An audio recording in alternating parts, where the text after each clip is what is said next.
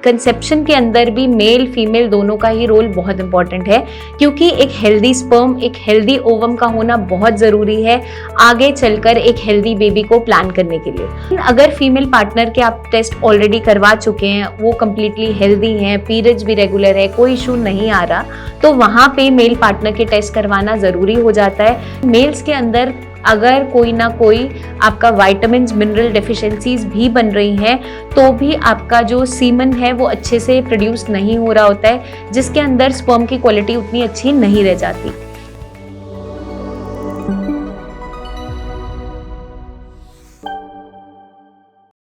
Hello everyone, मैं doctor प्रगति गुप्ता और आज इस वीडियो में हम बात करने वाले हैं, अगर हम नेचुरल कंसेप्शन की बात करें या बेबी प्लान करने की बात करें, उस दौरान एक मेल को अपने हेल्थ चेकअप करवाना क्यों इम्पॉर्टेंट है। क्योंकि अगर हम बात करें पहले के ज़माने की कि अगर बेबी प्लान नहीं हो पा रहा, बच्चा नहीं हो पा रहा, तो फीमेल को रिस्पॉन्सिबल सोलली माना जाता था कि फीमेल में ही कोई ना कोई कमी रह गई होगी, जिसके कारण से कंसेप्शन नहीं हो पा रही। लेकिन आजकल के ज़माने में जैसे कि हम जानते हैं, पेरेंटहुड इक्वल तरीके से हमें मैनेज करना होता है, चीज़ों को, बच्चों को इक्वली मैनेज करते हैं, तो वैसे ही कंसेप्शन के अंदर भी मेल फीमेल दोनों का ही रोल बहुत इंपॉर्टेंट है, क्योंकि एक हेल्दी स्पर्म, एक हेल्दी ओवम का होना बहुत ज़रूरी है आगे चलकर एक हेल्दी बेबी को प्लान करने के लिए। तो अगर आपकी बॉडी में कोई भी ऐसे चेंजेस स्टार्ट हो गए हैं जिसके कारण से कंसेप्शन नहीं हो पा रहा है, उसको पकड़ में लाने के लिए हेल्थ चेकअप बहुत इंपॉर्टेंट है। तो मेल्स में स्पेशली हमें हेल्थ चेकअप कब करवाना है, उसके बारे में आज हम बात करने वाले हैं। अगर आप 6 महीने से लेके 12 महीने का समय हो गया है, मतलब साल भर से आप ट्राई कर रहे हो, अनप्रोटेक्टिव सेक्स करते हुए भी आपको कंसीव नहीं हो पा रहा है, तो उस कंडीशन में हमें मेल और फीमेल दोनों के ही टेस्ट करवाना बहुत ज़रूरी हो जाता है। लेकिन अगर फीमेल पार्टनर के आप टेस्ट ऑलरेडी करवा चुके हैं, वो कम्प्लीटली हेल्दी हैं, पीरियड्स भी रेगुलर है, कोई इशू नहीं आ रहा, तो वहाँ पे मेल पार्टनर के टेस्ट करवाना ज़रूरी हो जाता है, जस्ट टू रूल आउट के जो आपका स्पर्म काउंट है वो ठीक है, स्पर्म की मोटिलिटी ठीक है या नहीं, कोई ऐसा अनाटॉमिकल इशू तो नहीं है, मॉर्फोलॉजी में चेंजेस तो नहीं है जिसके कारण से कोई प्रॉब्लम आ रही है कंसेप्शन के अंदर। तो हमें जो ये टेस्ट हैं कब कब करवाने हैं, जैसे मैंने आपको बताया कि अगर 6 मंथ से 1 ईयर के बीच का टाइम हो गया है और कंसीव नहीं हो पा रहा है, तब ये टेस्ट करवाना ज़रूरी हो जाता है। फीमेल पार्टनर के सारे टेस्ट नॉर्मल है, फिर भी कंसेप्शन नहीं हो पा रही, कोई ना कोई अंडरलाइंग कॉज अगर आपकी बॉडी में प्रेजेंट है, जैसे स्क्रोटम के अराउंड जो नसों का गुच्छा बन जाता है, जिसे वेरिकोसील बोलते हैं, अगर ऐसा कोई कंडीशन वहाँ पे प्रेजेंट है, ऑलरेडी आप उस बीमारी से सफ़र कर रहे हैं, तब भी स्पर्म काउंट लो होने के चांसेस होते हैं या कंसेप्शन इजीली नहीं हो पा रही होती है, या फिर कोई आपके ग्रोइन रीजन पे इंजरी हुआ था, कोई चोट लग गई थी जिसके कारण से भी इश्यूज आ जाते हैं, कोई अनाटॉमिकल डिफेक्ट तो नहीं बन गया, या टेस्टिस पूरी तरह से डिसेंड नहीं हुई है स्क्रोटम के अंदर, उस कंडीशन में भी सारे हेल्थ चेकअप करवाना बहुत ज़रूरी हो जाता है। तो हमें क्या ध्यान रखना है कि ये सारे टेस्ट करवाना इंपॉर्टेंट इसलिए हो जाता है ताकि हमें पता चल सके और हम बेटर डायग्नोसिस बना सकें, क्योंकि जितना जल्दी हम चीज़ों को डायग्नोस कर पाते हैं उतने बेटर रिजल्ट्स हमें देखने को मिल जाते हैं। क्योंकि अगर हमें इनिशियली ही पता चल जाता है कि परेशानी कहाँ आ रही है, उसी रूट कॉज पे वर्क करते करते हम उस परेशानी को सॉल्व कर सकते हैं। तो आपको IVF की तरफ, IUI की तरफ जल्दी से नहीं भागना पड़ेगा अगर हम इनिशियली ही सतर्क हो जाते हैं और चीज़ों पर ध्यान दे देते हैं। तो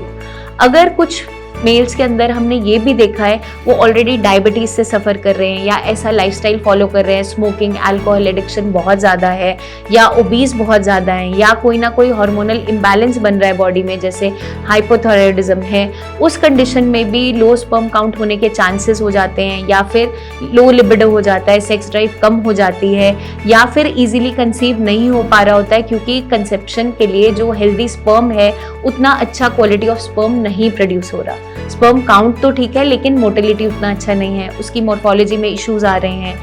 एक बार कंसेप्शन हो जा रही है लेकिन वो बच्चा टिक नहीं पा रहा है, बार बार मिसकैरेज हो रहा है। तो इसलिए इंपॉर्टेंट हो जाता है अर्ली टेस्टिंग, क्योंकि अर्ली टेस्टिंग जहाँ पे हो जाती है वहाँ पे इजीली डायग्नोसिस बन जाता है और आगे आने वाली परेशानी से हम बच जाते हैं। साथ के साथ हमें कुछ चीज़ों का और ध्यान रखना है। मेल्स के अंदर अगर कोई ना कोई आपका विटामिन मिनरल डेफिशिएंसीज भी बन रही हैं तो भी आपका जो सीमन है वो अच्छे से प्रोड्यूस नहीं हो रहा होता है, जिसके अंदर स्पर्म की क्वालिटी उतनी अच्छी नहीं रह जाती। तो हमें क्या ध्यान रखना है, अपना बॉडी के अंदर विटामिन डी पूरा है, कैल्शियम पूरा है, जिंक की मात्रा ठीक है, मैग्नीशियम ठीक है, B12 ठीक है, उसके लिए आप सारे के सारे ब्लड टेस्ट करवा सकते हैं। अब हमें एक और चीज़ का ध्यान रखना है कि एक बार हमने ये सारे के सारे टेस्ट तो रन कर लिए, लेकिन बॉडी में अगर इन डेफिशिएंसीज पे हमने वर्क नहीं किया, अपनी डाइट को नहीं सुधारा, या रूट कॉज जो रहा है, चाहे अल्कोहल है, चाहे स्मोकिंग है, उन एडिक्शंस को रिमूव नहीं किया, तो हमें रिजल्ट्स फिर बिल्कुल भी नहीं मिलते। तो इस चीज़ को हमें खास ध्यान में रखते हुए चलना होता है। अब हम आ जाते हैं कि हमें टेस्ट कौन कौन से करवाने हैं। तो सबसे पहले आपको सीमन एनालिसिस करवाना होता है, जिसके अंदर आपका देखा जाता है कि स्पर्म काउंट ठीक है या नहीं, मोटिलिटी कैसी है, मॉर्फोलॉजी कैसी है, वो इंपॉर्टेंट हो जाता है। फिर आपका आ जाता है हार्मोनल एसे, वो भी आपका ब्लड टेस्ट है। ब्लड टेस्ट के अंदर क्या देखा जाता है कि टेस्टोस्टेरोन लेवल्स ठीक है या नहीं है, कहीं प्रोलैक्टिन के लेवल्स हाई तो नहीं है, FSH LH प्रॉपर मात्रा में है या नहीं है, क्योंकि कहीं ना कहीं अगर हार्मोनल इम्बैलेंस हो रहा है तो वहाँ पे डेफिनेटली आपके कंसीव करने में दिक्कत आती है। तो इस चीज़ का हमें खास ध्यान रखना है। आपका स्क्रॉटम का एक अल्ट्रासाउंड भी करवाया जाता है, ताकि देखा जाता है कि वहाँ पे कोई इश्यूज जैसे वेरिकोसील या फिर हाइड्रोसील या कोई इंजरी तो नहीं आ रही है जिसके कारण से दिक्कत आ रही है, या कोई ना कोई एनाटॉमिकल स्ट्रक्चर में चेंजेस तो नहीं आ गए हैं। तो आपका एक अल्ट्रासाउंड करवाया जाता है कि कोई इशू वहाँ पे प्रेजेंट तो नहीं है। अगर ये सारी चीज़ें भी हम करवा लेते हैं फिर भी कोई इश्यूज आ रही है तो फिर जेनेटिक टेस्टिंग आगे फर्दर करवाई जाती है। बट इनिशियली ज़्यादातर चीज़ें आपकी सीमन एनालिसिस और अल्ट्रासाउंड से रूल आउट हो जाती है। तो इनिशियली हमें ये सारे के सारे टेस्ट करवाने हैं। अगर आपको ट्राई करते हुए 6 महीने का टाइम हो गया है, 6 महीने से 1 साल के अंदर भी हम ये टेस्ट बीच में करवा सकते हैं अगर कंसेप्शन में कोई भी इश्यूज आ रहे हैं। जो लोग डायबिटिक या प्री डायबिटिक होते हैं वहाँ भी कंसेप्शन मुश्किल होती चले जाती है, तो अपने शुगर वैल्यूज़ को इन चेक रखना बहुत ज़रूरी है। तो फास्टिंग ब्लड शुगर और पोस्ट प्रैंडियल जो खाना खाने के 1.5 घंटे बाद की जाती है, या एवरेज 3 मंथ्स का जो शुगर लेवल का टेस्ट होता है HbA1c, वो करवाना भी ज़रूरी हो जाता है, क्योंकि कई बार प्री डायबिटिक हम बन जाते हैं तब भी हमारी कंसेप्शन में इश्यूज आ रहे होते हैं। और अगर उस स्टेज पे ही डायग्नोस मिल जाता है तो आप डाइट और लाइफस्टाइल के सुधार से ही अपनी चीज़ों को ठीक कर सकते हो, आपको किसी भी दवाई की ज़रूरत नहीं पड़ती। तो जिनकी फैमिली में डायबिटीज़ रन कर रही है, हार्मोनल डिसऑर्डर रन कर रहे हैं, या जेनेटिकली और कोई मेटाबॉलिक डिसऑर्डर रन कर रहा है, उन्हें सतर्क रहना बहुत इंपॉर्टेंट है। टाइमली अपने टेस्ट करवाना बहुत ज़रूरी है।